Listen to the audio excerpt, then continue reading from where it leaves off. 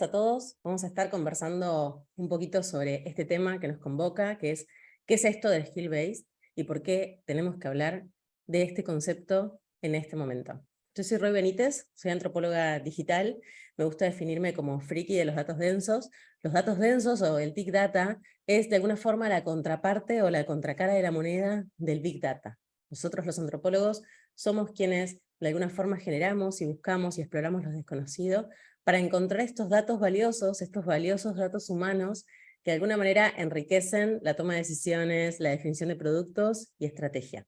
Tengo distintos sombreros, me dedico a la investigación en dos compañías británicas, en Public Digital y en Apolitical. También soy profe en distintas universidades y tengo mi pata de producto aquí en Argentina. Dicho esto, ahí están mis redes sociales, escribo sobre estas cosas, pueden seguirme, los invito a seguir mis lecturas y vamos a arrancar. ¿Qué hace un antropólogo en el siglo XXI? ¿Qué hace un antropólogo en el mundo de la tecnología? ¿Qué hace un antropólogo en el mundo de recursos humanos? Bueno, como les decía, me dedico a la investigación. Nosotros hacemos campo digital muchas veces, y me gusta trabajar sobre desafíos que son complejos, ¿sí? Acompaño a distintas organizaciones en sus desafíos complejos. Y lo hago con esta mirada, con la mirada de la antropología como una manera, ¿sí?, para abordar, ¿sí?, estos desafíos como con otro punto de vista. ¿Qué hacemos? ¿O qué hago? Me gusta explorar lo desconocido. Ahí lo vemos a Malinowski en la isla de Papúa Guinea, el creador, uno de los creadores de nuestra disciplina.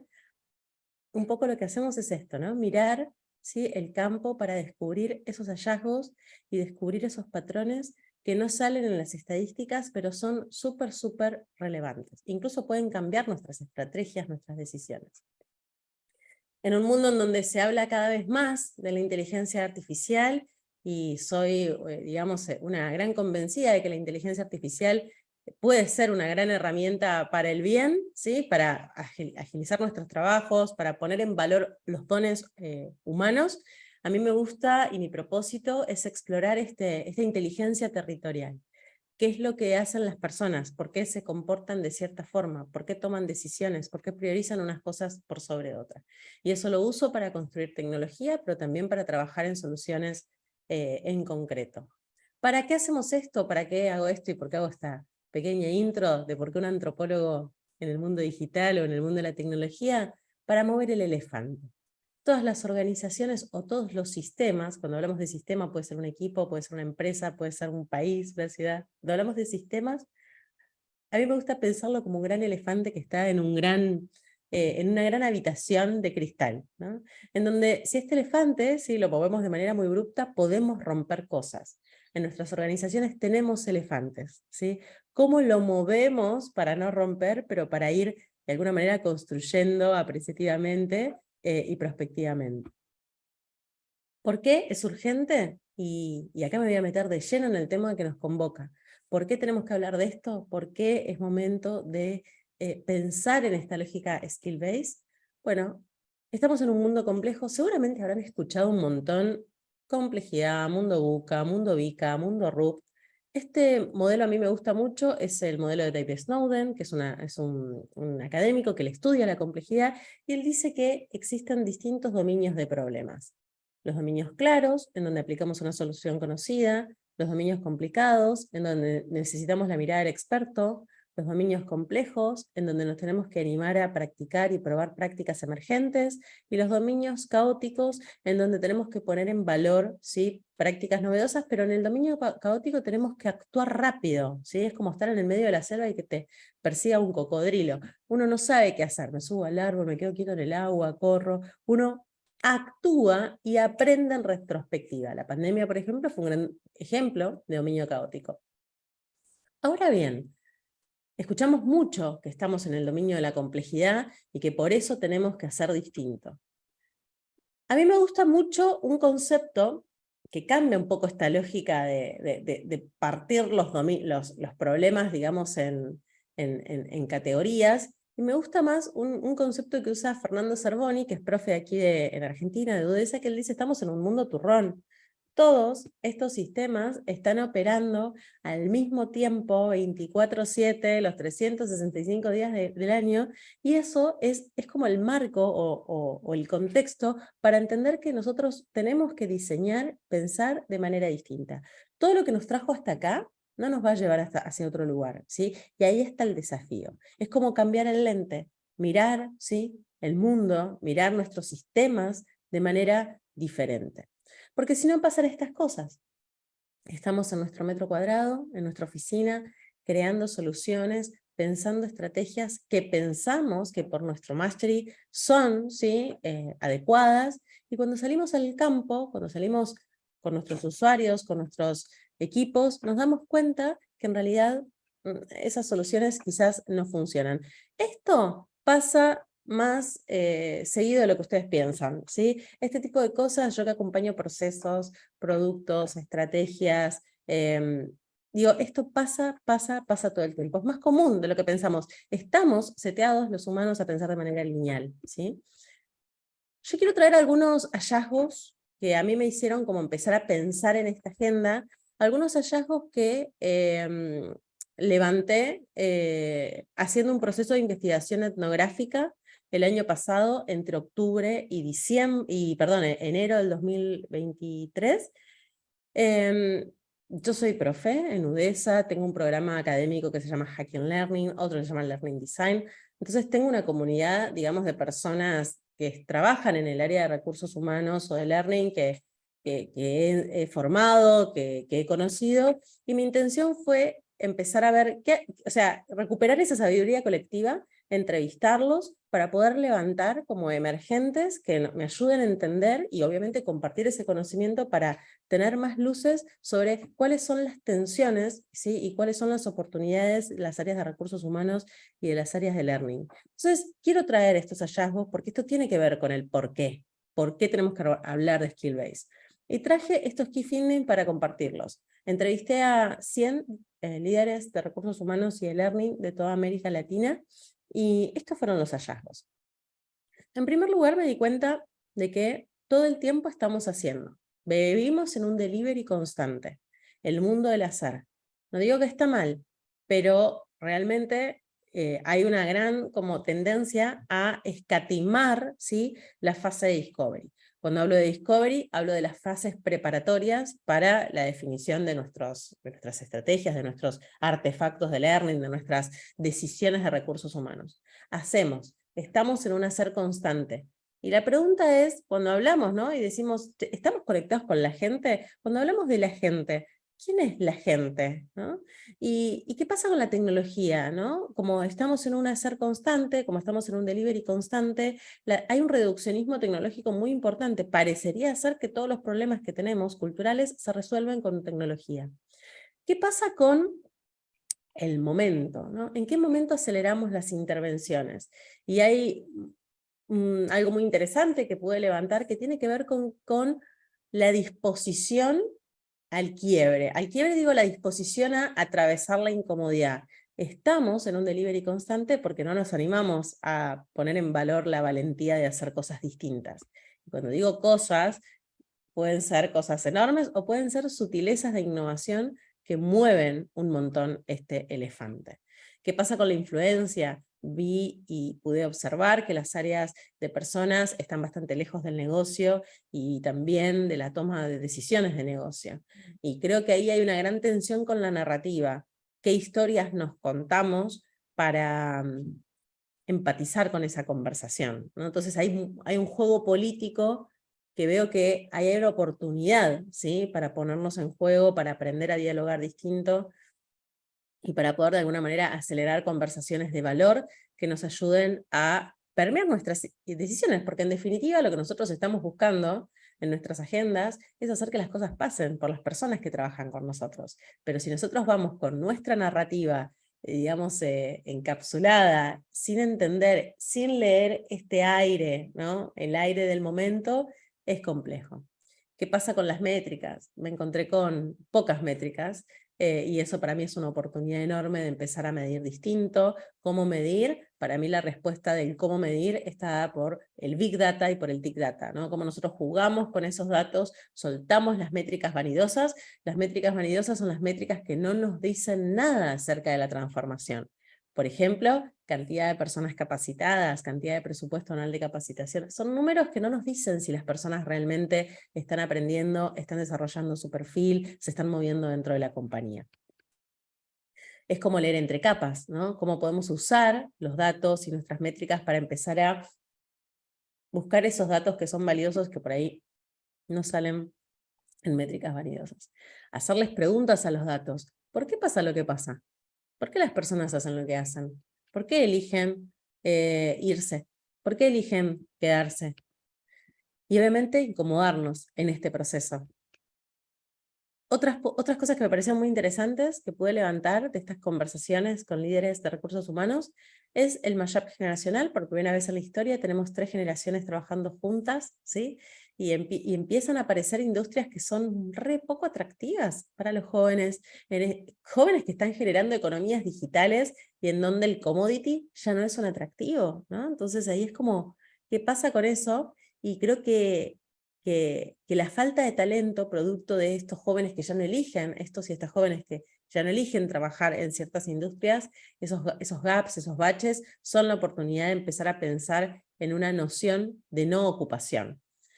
¿Qué pasa con el propósito? ¿Sí? Hay algo que me pareció sumamente interesante, y es que las áreas de personas tienden a ser pocas en relación, en volumen, ¿no? En cantidad, digamos, de personas que lideran. Me fue una gran sorpresa ver que una empresa de 60.000 empleados tenía 5 personas en un área de learning.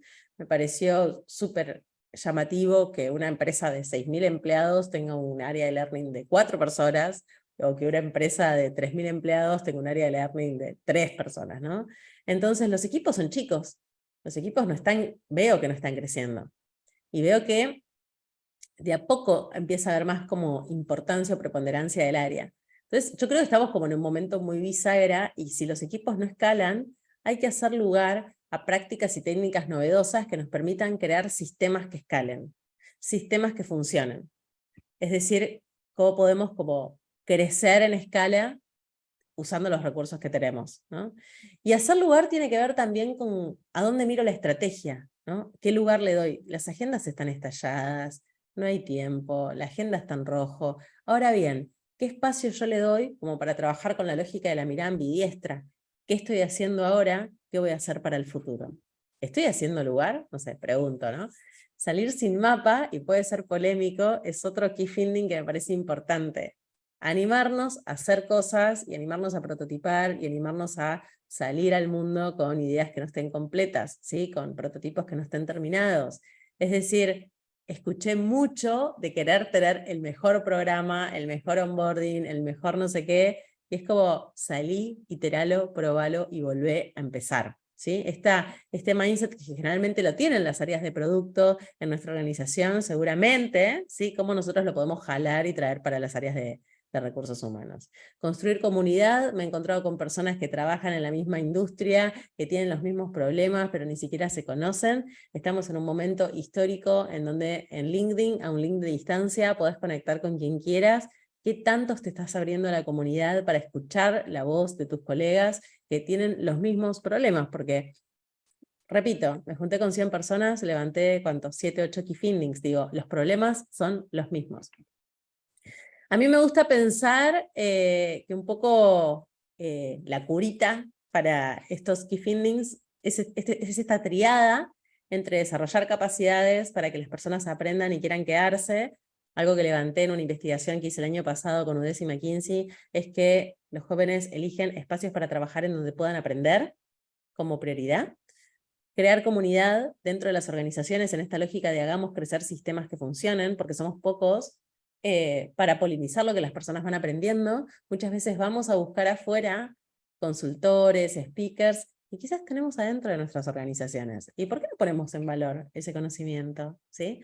Y escribir, construir conocimiento, empezar a sistematizar, a hacer estudios de caso, empezar a también, de alguna manera, usar métricas que sean de potencialidad y poder sistematizar nuestro trabajo. Esta para mí es la pata floja de la mesa, el construir conocimiento. Me encontré con líderes que me contaban buenas prácticas y casos interesantes, pero no hay evidencia alguna de que eso exista, ¿sí?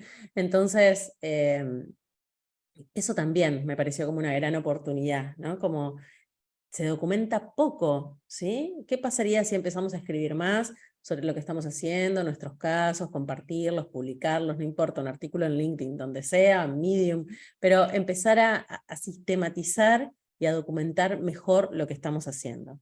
Entonces, estamos metiéndonos en por qué tenemos que hablar de esto, ¿no? Todavía no llegamos al cómo.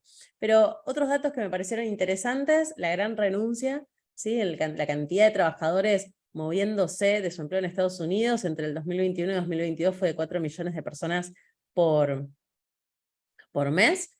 Algo que me pareció muy interesante, el movimiento I Quit My Job en TikTok, ahí vemos una foto de las personas renunciando felices y haciendo lo público, ¿sí? Y hashtagueando a las organizaciones. Digo, yo que soy de formación de base comunicadora, digo, wow, o sea, esto es manejo de crisis en tiempo cero, ¿no? ¿Cómo frenás una cosa así en donde la fuerza laboral es tan líquida y es tan capilar que puede publicar en cuestión de segundos que está feliz de renunciar y de irse de ese trabajo no tan feliz que tenía?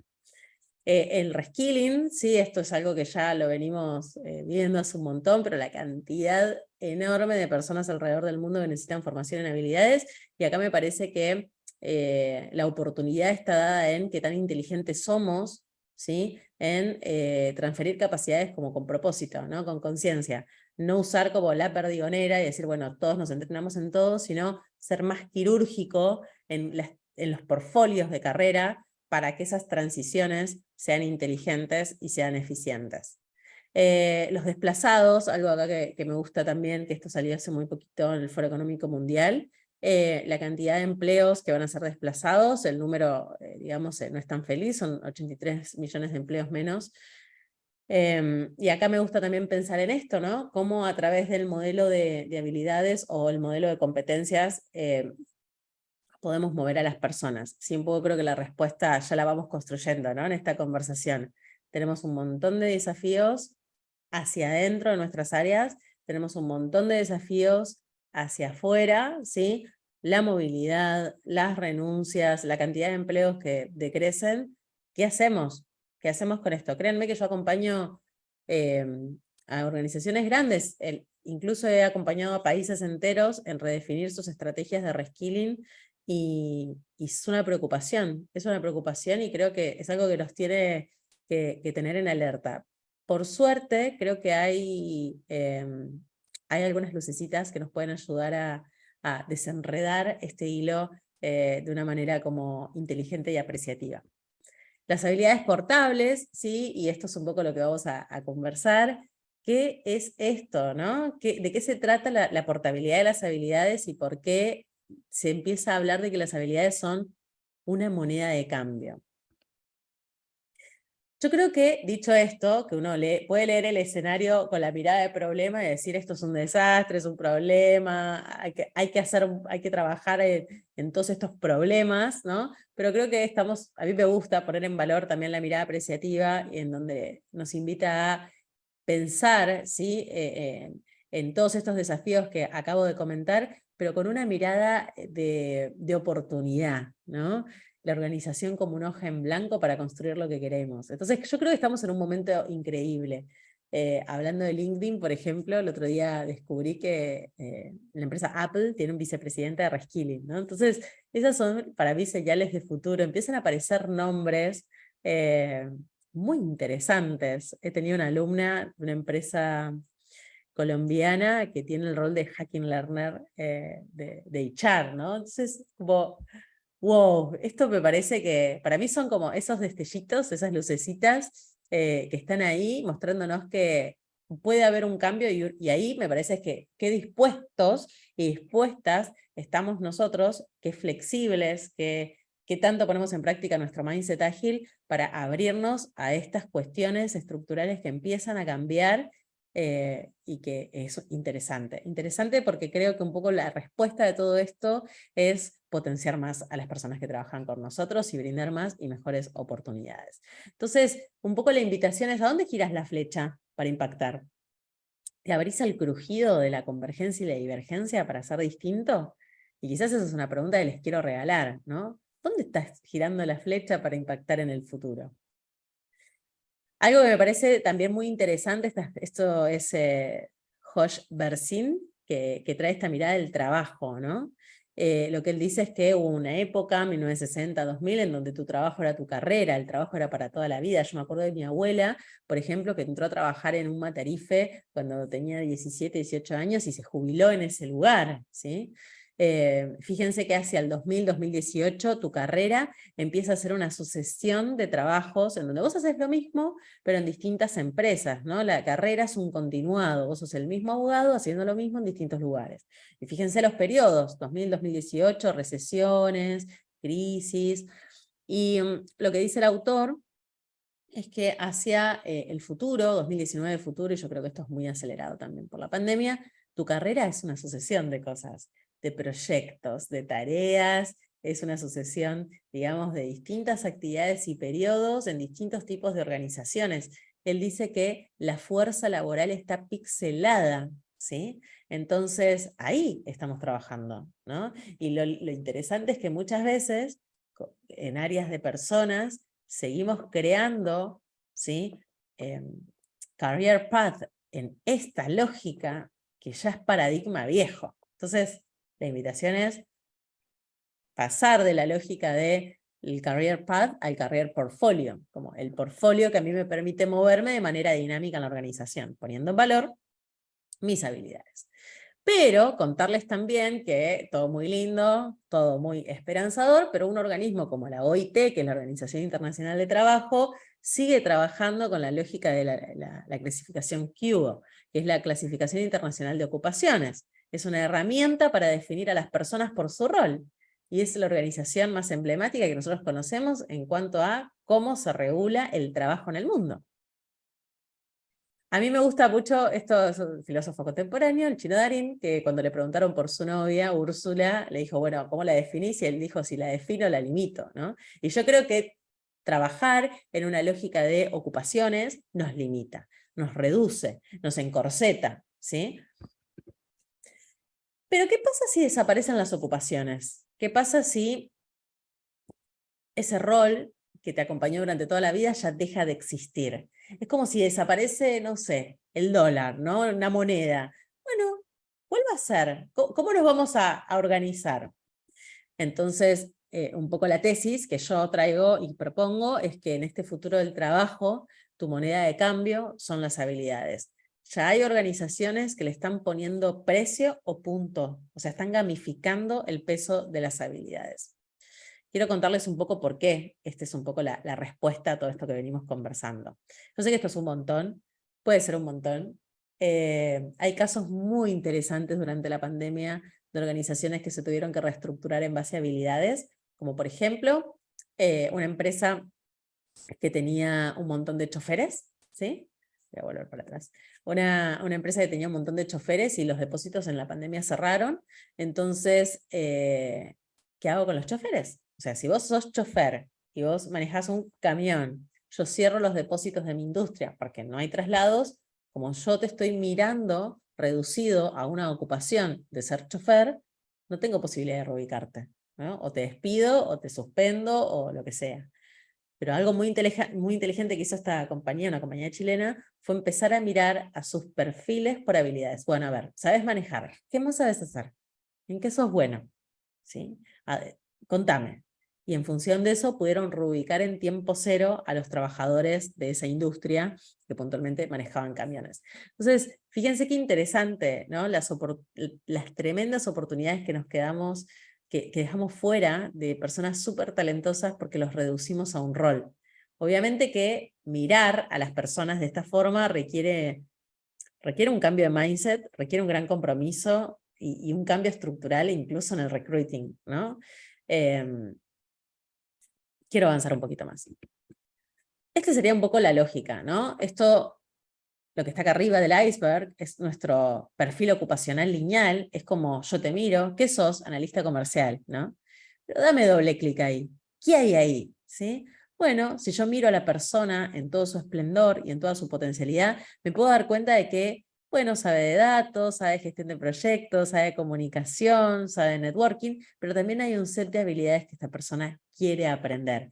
Hay proyectos, por ejemplo, en Chile yo trabajé en un algoritmo que se llama Relink, Reconstrucción Laboral Inteligente, un proyecto del Ministerio de Trabajo de Chile, apoyado por digamos, distintas organizaciones público-privadas, el financiamiento del Banco Interamericano de Desarrollo. Construimos un algoritmo que permite de alguna forma identificar las habilidades actuales para poder pensar portfolios de reconversión más ágiles, ¿sí? más eficientes.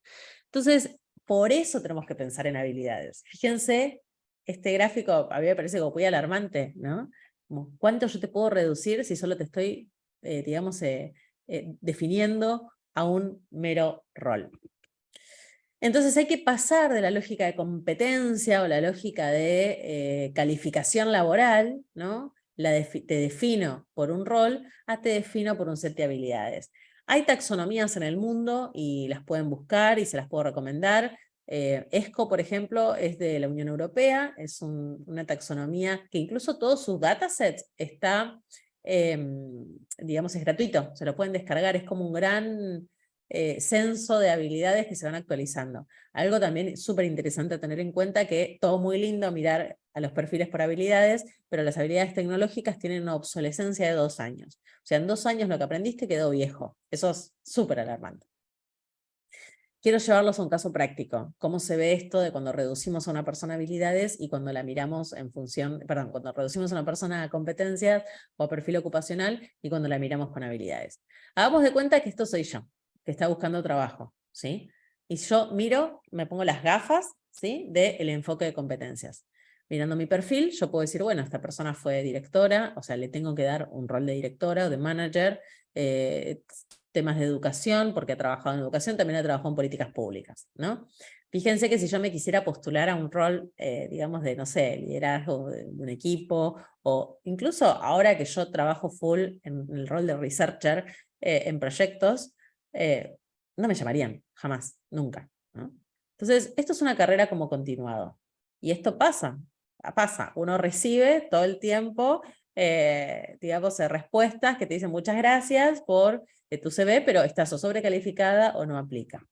Ahora bien, ¿qué pasa si yo miro este mismo perfil, que a veces es el mío, con las gafas de las habilidades portables? Me puedo dar cuenta de varias cosas.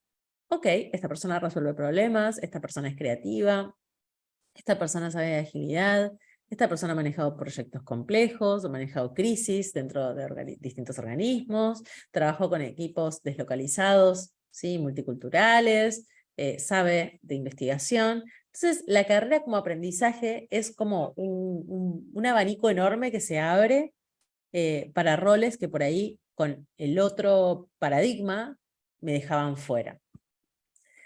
Es como trabajar en estas dos velocidades. La playlist, contame todas las habilidades que tenés y validémoslas. Y el Waze, ¿no? O el GPS. Ok, ¿cómo te voy a llevar a ese proceso de reconversión? Es como identificar a dónde estoy hoy, cuál es tu playlist, a dónde querés ir, ¿sí? ¿Cómo trabajamos en estas dos velocidades? A mí, yo creo que, digamos, esto es un cambio de paradigma. No es algo que yo he inventado. Hace 5 años que hay académicos que están hablando de la necesidad de migrar a un modelo de skill-based. Eso también me parece alarmante y me parece como muy interesante.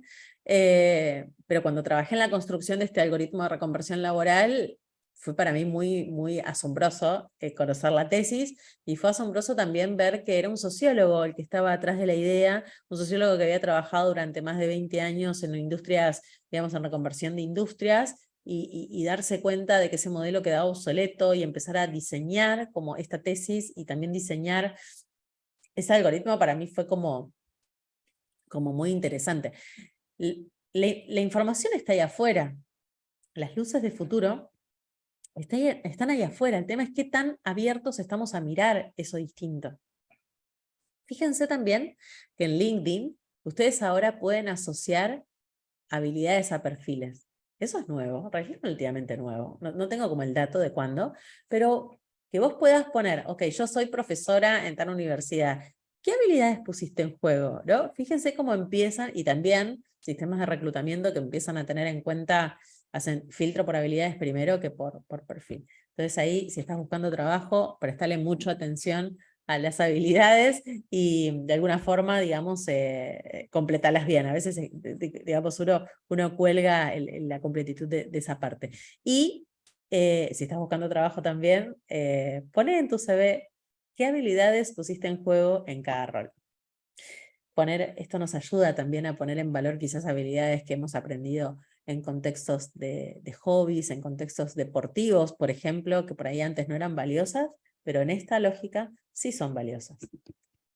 Entonces, algunos hacks que a mí me parecen importantes, ¿sí? Hablamos de por qué estamos haciendo esto, y hablamos de por qué, porque contexto complejo, el mundo que cambia, la gran renuncia, los jóvenes que no eligen trabajar en ciertas industrias, la cantidad de desplazados que va a haber en el futuro, la cantidad de personas que se tienen que capacitar, la falta de talento en ciertas industrias también es un emergente, y por otro lado, digamos, cómo esto viene a ser una respuesta, ¿sí? Y con evidencia concreta de cómo podemos poner en valor toda la potencialidad de nuestros colaboradores para que puedan aprender, para que se queden, para que se muevan más rápido, ¿sí? Algunos hacks que a mí me parecen como, bueno, ¿cómo hago esto? ¿No? Es un montón, yo sé que es un montón. Primero, si estamos poniendo en valor o en juego nuestra mirada data-driven, ¿sí? Es decir, ¿estamos pensando en datos? ¿Qué datos tenemos? ¿Sí? A mí me gusta también pensar en acelerar la mirada de producto en áreas de HR. Pensemos en mirada de producto. La mirada de producto es la evolución de la agilidad. La agilidad es muy linda, yo sé que incluso está como muy de moda, pero la agilidad se queda corta. ¿Con qué se queda corta? Con la documentación y con el trabajo en silos, ¿sí? Vas a encontrar muchas organizaciones ágiles que son ágiles en squads determinados, pero esos squads no dialogan. Entonces la mirada de producto lo que viene a hacer es rompe un poco esos esquemas para trabajar en equipos multidisciplinarios y pone mucho valor en la documentación y en las métricas. Entonces, desarrollar la mirada de producto, ¿sí? Poner valor a los datos, empezar a trabajar con los datos que tengas. No tenés que construirte un mega algoritmo para resolver esto o para acelerar esto, sino que trabajar con los datos que tengas, asegúrate que estén limpios y que estén actualizados, y asegúrate también que estén normalizados, ¿no? Desde el formulario de Google que vos haces para que la gente se inscriba al programa ejecutivo que armaste para líderes, asegúrate que los campos estén normalizados, es decir, que los campos que las personas completen sean en lo posible lo menos tipeables posibles. Eso te va a servir a que los datos estén cada vez más estandarizados, más limpios, y te va a ahorrar un montón de laburo después de limpieza, ¿no? De esos datos. El tema de los datos y la gobernanza de los datos es súper interesante. Y si podés sumar a un perfil de datos, a un data analyst, a tu equipo de HR o de learning, es un gol. Y si no puedes hacerlo, date vuelta, porque seguramente en las áreas de producto de tu empresa, seguramente haya analistas de datos. Sentate con ellos y con ellas, como compartan, digamos, ahí visiones, pues seguramente se van a poder ayudar. Taxonomías, ¿sí? Tenemos una taxonomía que está en español, que es ESCO. No hablé de las otras, hay otra en Estados Unidos que se llama ONET, pero bueno, está en inglés y tiene otro tipo de clasificación. Están ahí, ¿sí? La taxonomía está ahí, podés inspirarte en ESCO y usarlo como una base para arrancar, como una línea de base, ¿sí? Learning con propósito, esto me parece clave porque esto nos va a permitir ser eficientes en la inversión, en qué estamos entrenando, por qué estamos entrenando en esas habilidades y en otras, y obviamente también esta lógica de la mirada ambidiestra de entreno para el presente, pero prospectando hacia el futuro a donde quieren ir las organizaciones y qué habilidades vamos a necesitar. Y obviamente esto es tensión, es como la mirada del crujido que les traía, ¿no? Esto es incómodo, no es tan fácil, se ponen en juego muchas variables, muchas miradas, se ponen en juego muchas cosas, pero es parte del proceso, ¿sí? Me encantaría traer sobre la mesa a empresas argentinas que estén haciendo esto, pero no he, en mi proceso de entrevistas, logrado encontrar empresas que estén trabajando en esta migración, ¿sí? es un desafío hasta de sistemas, ¿no? Como tecnológico, dónde vive esta información, cómo se actualiza, pero sí hay proyectos muy interesantes que he identificado que están trabajando en acelerar procesos de reclutamiento basado en habilidades. Así que esta es un poco la lógica. Arrancá por tu metro cuadrado, no esperes el mega algoritmo, abrite un Excel y empezá a jugar ahí. Eh, Usa los recursos que tenés en tu compañía, anda a buscar a los científicos de datos que están trabajando en producto y pedirles que te den una mano. Empezá de a poquito, pero empezá, ¿sí? Creo que esta mirada skill-based pone en valor nuestras habilidades más humanas, incluso las que son a prueba de robots.